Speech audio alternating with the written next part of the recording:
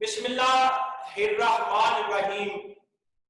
Chapter number 7, topic उसका रीफार्मिंग, जिसके ऊपर आज हम बात करना चाह रहे हैं। रीफार्मिंग हमने कल क्रैकिंग को पढ़ा, आज उसी का पोर्शन रीफार्मिंग, इसके ऊपर हम बात करना चाह रहे हैं। सबसे पहले मैं इसको डिफाइन कर दूं। The process of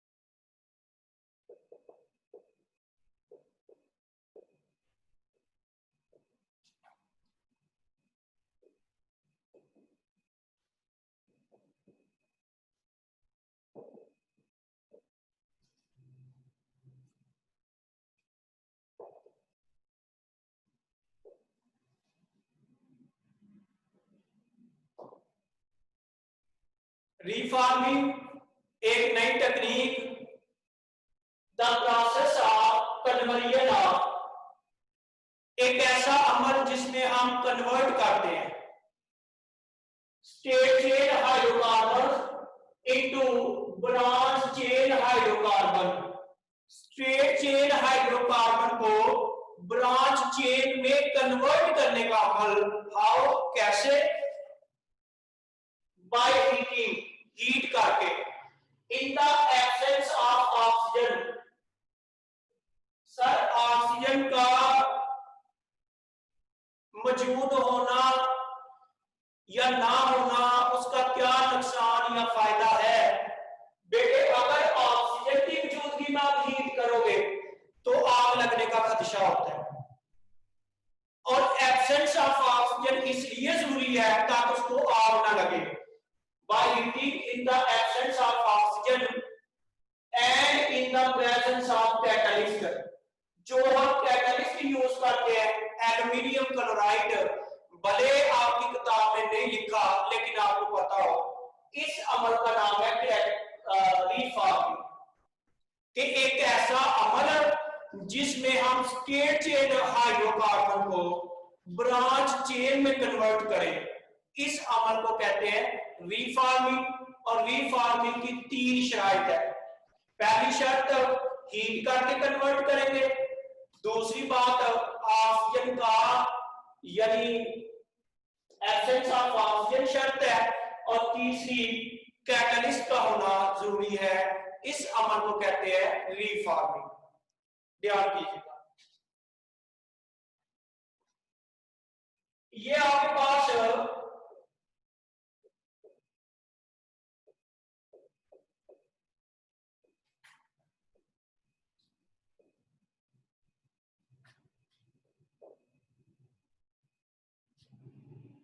हर बच्चा मैक्रो की केमिस्ट्री पढ़ के आए।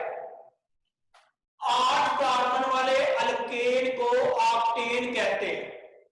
भाई आपको methane, ethane, propane, butane, pentane, hexane, heptane, octane, 8 carbon वाले अल्केन को ऑक्टेन कहते हैं। अगले चैप्टर में नॉमेनक्लेचर में करवाऊंगा, सही है ना? अभी मेरे पे ट्रस्ट हो। 8 कार्बन वाले अल्केन का नाम होता है ऑक्टेन। तो जो नॉर्मल होगा स्ट्रेट चेन, उसे कहते हैं एन ऑक्टेन। क्या कहते हैं? N octane. N octane, n का मतलब है नॉर्मल, स्ट्रेट चेन। एक तो तरीका है ऐसे लिखे, दूसरा तरीका और भी है लिखने का। आप यूं भी लिख सकते हैं CH3 CH2 6 CH3। जैसे आपकी किताब में लिखा हुआ है, आपकी किताब में देखो ये भी CH3 है और ये भी CH3 है, ये देखे दोनों CH।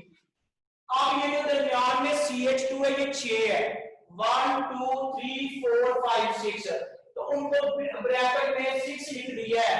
तो आप इस तरह भी एन ऑक्टेन को लिख सकते हैं, तो आप ऐसे भी लिख सकते हैं। आपकी किताब में ऐसे लिखा हुआ है ऑक्टेन, आठ कार्बन वाले अल्केन को कहते हैं एन नॉर्मल स्टेट चेन।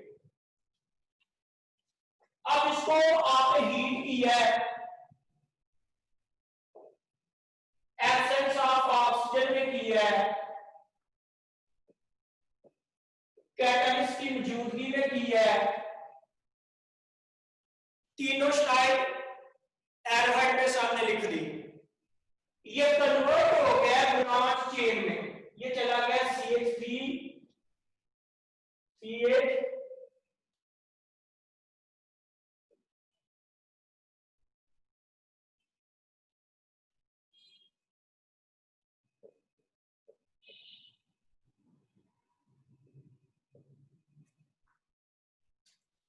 जिनको गिनती आती है, नहीं आती कैलकुलेटर का यूज करें। कार्बन बताएं यहां कितनी है, 8 है, यहां पे कितनी है 1 2 3 4 5 6 7 और 8। ये भी ऑक्टेन है, ये भी ऑक्टेन है, लफ्ज समझिएगा। उसमें भी 8 कार्बन है, इसमें भी 8 कार्बन है, दोनों ऑक्टेन है। लेकिन हाँ एक फर्क है, वो स्टेट चेन है, एन ऑक्टेन है, इसको हम आइसो ऑक्टेन कहते हैं, आइसो ऑक्टेन। स्टूडेंट्स इसका नाम है आइसो ऑक्टेन, ये बात ना भूलिएगा, आइसो ऑक्टेन। ये स्टेट चेन है, ये जो सीधी चेन होती है ना, इसको हम कहते हैं स्टेट चेन, ये स्ट्रेट है। लेकिन इसमें देखें, ये जो इसके अलावा होता है ना बाहर, इनको हम ब्रांचिंग कहते हैं, दीज आर कॉल्ड ब्रांचेस, इनको हम ब्रांच कहते हैं। इसलिए ये ब्रांच चेन है, ये ब्रांच चेन है। मेरी बात हर बच्चे तक पहुंच रही होगी। स्ट्रेट चेन किसे कहते हैं, जिसमें सिर्फ एक ही लेंथ में हो, एक ही रो में हो। जैसे ये पार्ट स्टेट है, और अगर इसके साथ इस तरह की ब्रांच लग जाए तो ये ब्रांच है। आप देखें ये स्टेट चेन है, लेकिन इसमें देखें ये मेन चेन है, मेन चेन के बाहर ये देखे लगे हुए मिथाइल, इसलिए इसको हम ब्रांच चेन कहते हैं। और इस कंपाउंड का नाम है आइसोऑक्टेन। मेरा ख्याल है आपको मेरी बात समझ आ गई। स्टेट चेन किससे कहते हैं और ब्रांच किसे कहते हैं, हमें इसमें कोई कंफ्यूजन अब इंशाल्लाह बाकी नहीं रहेगी। अब मैं एक बात आपसे शेयर करूं, एक एक्सपेरिमेंट किया गया, मेरे साथ चल रहा है ताकि मैं आपको टॉपिक की अफादियत समझाऊं।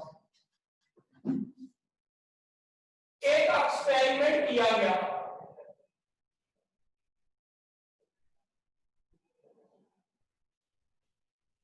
एक्सपेरिमेंट ने बताया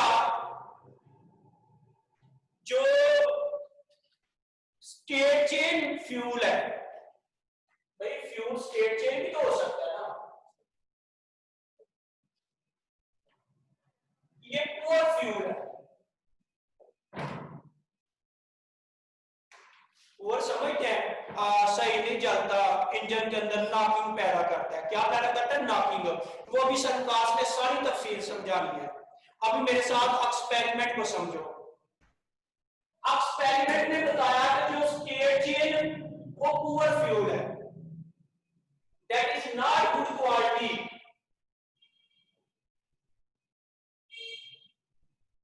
और जब इसको बंद करें, बंद इन ऑटोमोबाइल इंजन,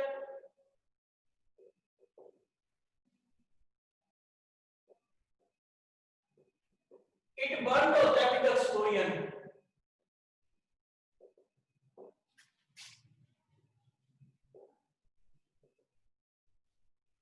ये एक्सप्लोजन के साथ बर्न होता है।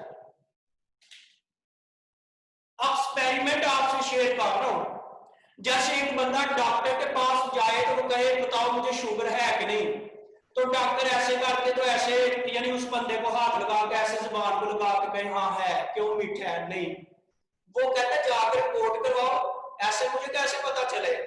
इसलिए सरकार आपके साथ एक्सपेरिमेंट शेयर कर रहे हैं, जो एक्सपेरिमेंट से पता चला वो है, देख के नहीं पता चलना। ये ना सर हमें भी दिखाएं एक्सपेरिमेंट में जो स्केल फ्यूल है वो पुअर फ्यूल है, पुअर समझते हैं अच्छी क्वालिटी का नहीं, that is not good quality fuel. पूछे सरकार से ये क्या करता है, कहता है जब ये ऑटोमोबाइल इंजन में बर्न करते हैं, when it burn in automobile engine it burn with explosion, ये अचानक बर्न होता है एक्सप्लोजन के साथ, धमाके के साथ। जब वो फ्यूल ऐसे सडन एक्सप्लोड करे ना तो उससे फिर इंजन में से साउंड क्रिएट होती है, तो इससे क्या होगा, create sharp metallic sound, create sharp metallic sound। इससे इंजन में एक साउंड पैदा होगी जिसको हम नॉकिंग कहते हैं, नॉकिंग, इसको कहते हैं नॉकिंग साउंड। नॉक होना दस्तक नहीं होती, इस तरह इंजन के अंदर नॉकिंग हो, सही अच्छी बात तो नहीं ना। और नॉकिंग का नुकसान क्या है, it reduces efficiency of an engine, ये इसका नुकसान है। मैंने आपको तफसील दी है पहले कि ये हम क्यों करते हैं, उससे पहले मैंने आपको इस तरह बताया है कि एक्सपेरिमेंट में बताया जो स्टेट चेन फ्यूल है ना अच्छी क्वालिटी का नहीं है। स्टेट चेन का मैंने पहले बताया किससे कहते हैं, ये जो सीधी चेन होती है स्टेट होती है जिसपे ब्रांच ना हो, और यहाँ पे मैंने बताया कि साइड इस तरह होती है ब्रांच कहते हैं। एक्सपेरिमेंट में बताया state chain poor quality fuel है, जब इसको इंजन में बर्न करे ना तो it burn with explosion, explosion समझते हैं अचानक सडन, और ये एक शार्प मेटालिक साउंड, एक अजीबोगरीब आवाज आती है इंजन में से जिसको हम नॉकिंग कहते हैं। और नॉकिंग का नुकसान ये है बेटे, it reduces efficiency of an engine, engine की एफिशिएंसी कम होती है। जो बंदा गंदा पानी पीता जाता है, गंदा पानी पीता जाता है, पापड़ खाता जाता है, लेस खाता जाता है खासकर से, तो इंजन को जो हमारे अंदर भी इंजन स्टमक फिट है तो उसको नुकसान ही होना है, फिर वो छोटी उम्र में स्टमक पेन शुरू हो जाती है। जो लोग क्वालिटी नहीं लेते ऐसे ही खाते जाते हैं यानी गंदा पानी पीते जाते हैं, तो जाहिर बात है स्टमक की एफिशिएंसी कम होगी कि नहीं। इसी तरह इंजन में अगर पुअर क्वालिटी फ्यूल है तो इंजन का सत्यानाश होगा, एफिशिएंसी पे असर पड़ेगा। सो यहां तक हर बच्चे को क्लियर होगी बात इंशाल्लाह। आगे चलते हैं, अब ये है कि इंजन को नुकसान ना हो। एक्सपेरिमेंट ने बताया सबसे जो अच्छा फ्यूल है, ये लफ्ज समझिएगा, सबसे अच्छा फ्यूल एक्सपेरिमेंट से पता चला वो आइसोऑक्टेन है, यानी गुड फ्यूल आइसोऑक्टेन। एक्सपेरिमेंट ने बताया सबसे अच्छा फ्यूल जो इंजन में है ये आइसोऑक्टेन, दिस इज आइसोऑक्टेन, ये है। यहां से हमने एक टर्म निकाल ली जिसको हम कहते हैं ऑक्टेन नंबर, जिसका वादा कल किया भी था। ये जो हमने टर्म निकाली ना यहां से, उस टर्म का नाम है ऑक्टेन नंबर। हम एक टर्म निकाली ऑक्टेन नंबर। ऑक्टेन नंबर क्या है,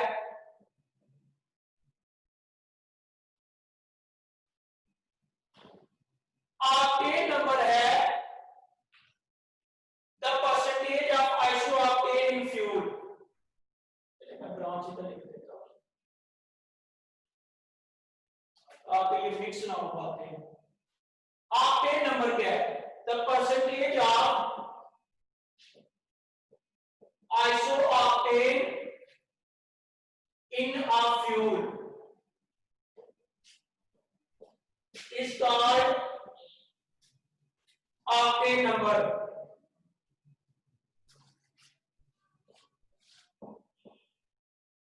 The percentage of isooctane in fuel, चूंकि सबसे अच्छी क्वालिटी का फ्यूल आइसोऑक्टेन था, हमने आइसोऑक्टेन 8 कार्बन की वजह से एक टर्म निकाल ली जिसका नाम है ऑक्टेन नंबर।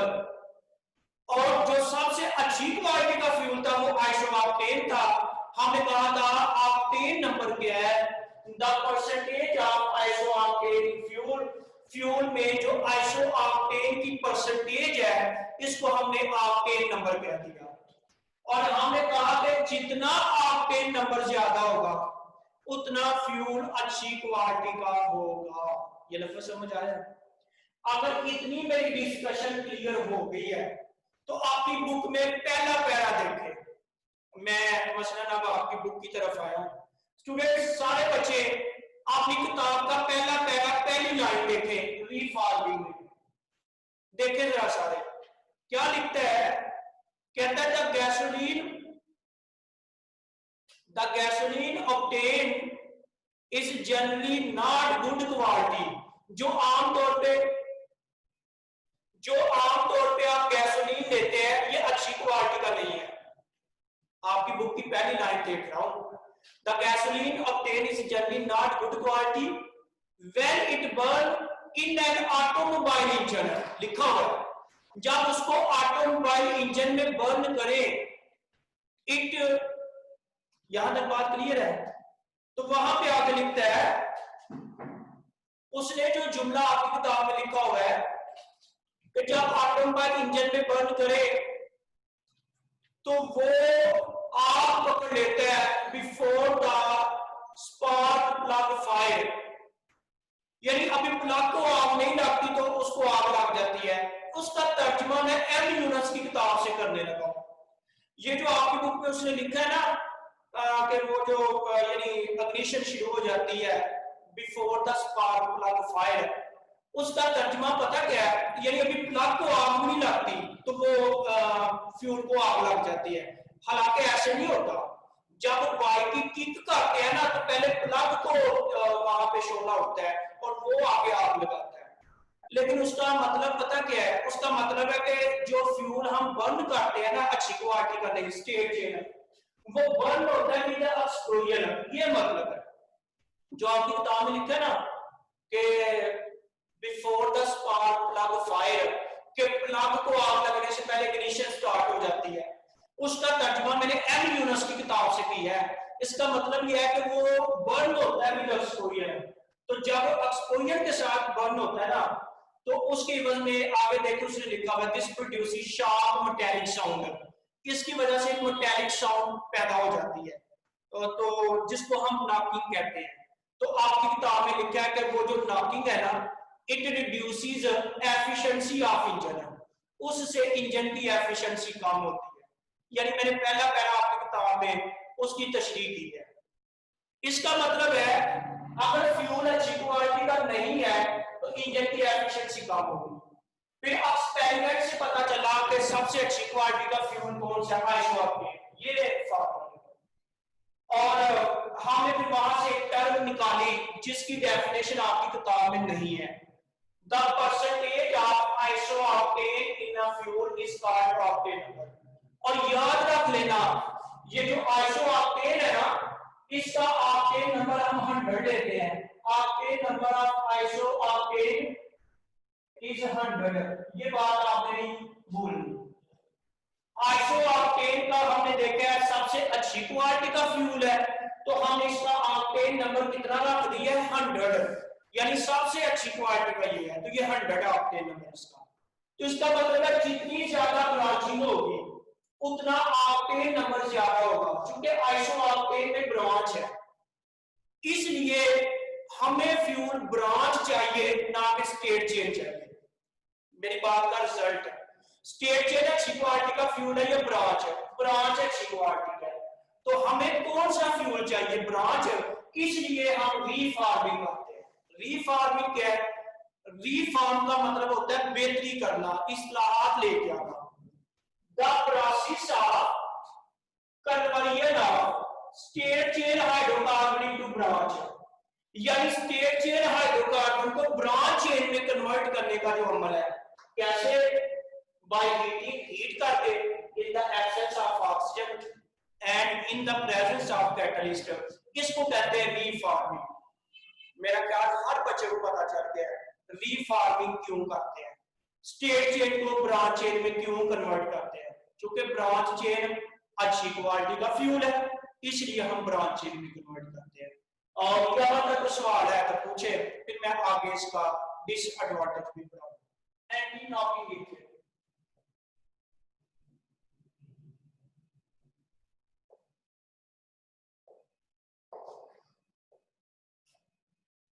अगर किसी बंदे को मटन वगैरह हजम नहीं होता, गोश्त यानी मटन बीफ वगैरह हजम नहीं होता, दो तरीके हैं। पहला खूबसूरत तरीका है तो प्रोटीन ही लेनी है तो कोई और फॉर्म में ले ले, दालें खा ले। दूसरा तरीका, अगर उसने वही मटन ही खाना है तो साथ मेडिसिन ले ले। ये मेरी बात ना भूलिएगा, अगर दो तरीके हैं, अगर उसको मटन से पेट में दर्द होता है तो दो तरीके हैं। पहला तरीका है कि अल्टरनेट प्रोटीन ले ले, दालें वगैरह खाए, या दूसरा तरीका है अगर मटन ही खाना है तो साथ मेडिसिन ले ले। ऑप्शन समझ आ रही बात है। इंजन को होता है पेट में दर्द, इंजन के पेट के दर्द का नाम है नॉकिंग। अब नॉकिंग होता है इसको स्टेट चेन की वजह से, मैंने सारा पढ़ाया। इंजन को कहा है कि तुम चाहते हो तुम्हें पेट दर्द ना हो तो दो तरीके हैं, या तुम स्टेट ना लो ब्रांच लो। अभी पढ़ा है, ब्रांच लेने से नॉकिंग नहीं होती, कि आप स्टेट चेन ना लो ब्रांच ले लो। एक तरीका तो ये था। नहीं, अगर स्टेट चेन ही लेना है तो साथ मेडिसिन दे दो जिसे कहते हैं एंटी नॉकिंग एजेंट। लफ्ज समझिएगा कि अगर आपने स्टेट चेन ही देना है यानी पुअर क्वालिटी का फ्यूल और आप चाहते हैं कि इंजन को दर्द भी ना हो, नॉकिंग भी ना हो, तो फिर हम एंटी नॉकिंग एजेंट डालते हैं। क्लियर है बात? एंटी नॉकिंग एजेंट हम क्या यूज करते हैं? टेट्रा इथाइल लेड, इसको इथाइल कहते हैं और 4 की वजह से टेट्रा इथाइल, ये हम यूज करते हैं। लेड पीबी या टेट्रा इथाइल लेड भी यूज कर लेते हैं। टेट्रा इथाइल लेड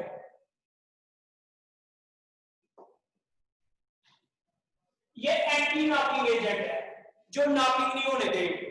सही है, मेडिसिन है, लेकिन इनके नुकसानात है। जैसे बंदा गोश्त भी खाता जाए, मेडिसिन भी खाता जाए, तो जाहिर बात है कि उसके नुकसानात भी तो होंगे ना। अब एंटी नॉकिंग एजेंट के भी नुकसान है। क्या नुकसान है सर? ये बर्न होंगे और लेड ऑक्साइड बना देंगे, एटमॉस्फेयर पे जाकर रिड्यूस होंगे, रिड्यूस्ड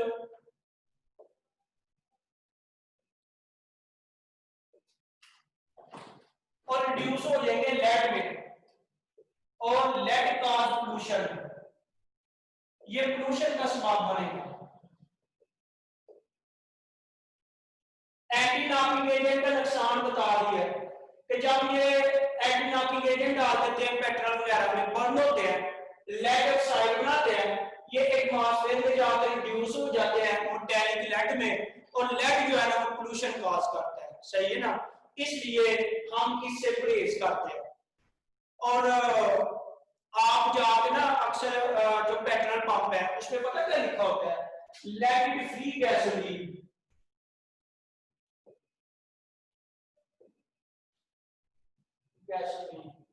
ये लिखा होता है कि यानी ऐसा पेट्रोल, आप जाकर पेट्रोल पंप पे अक्सर पे लिखा होगा लेड फ्री गैसोलीन, यानी उसमें एंटी नॉकिंग एजेंट नहीं डाला होगा। सही है ना, ये याद रखिएगा। तो वो लहदा बात है, वो हल्की फुल्की एक्टिविटी कर देते हैं, लेकिन यह है कि लेड फ्री गैसोलीन हम डलवाते हैं ताकि वो इन्वायरमेंटल पोल्यूशन का सबब ना बने। तो ये हमारे पास रीफार्मिंग का टॉपिक था, जिसको मैंने काफी तफसील से पढ़ा दिया है। तो बच्चा यानी कोई कंफ्यूज रखता है, आप मेरे से सवाल पूछ सकते हैं। मैंने कोशिश की है कि एक एक बात इसमें डिस्कस कर दूं। अभी आपके सवालों के जवाब confusion you can ask ji.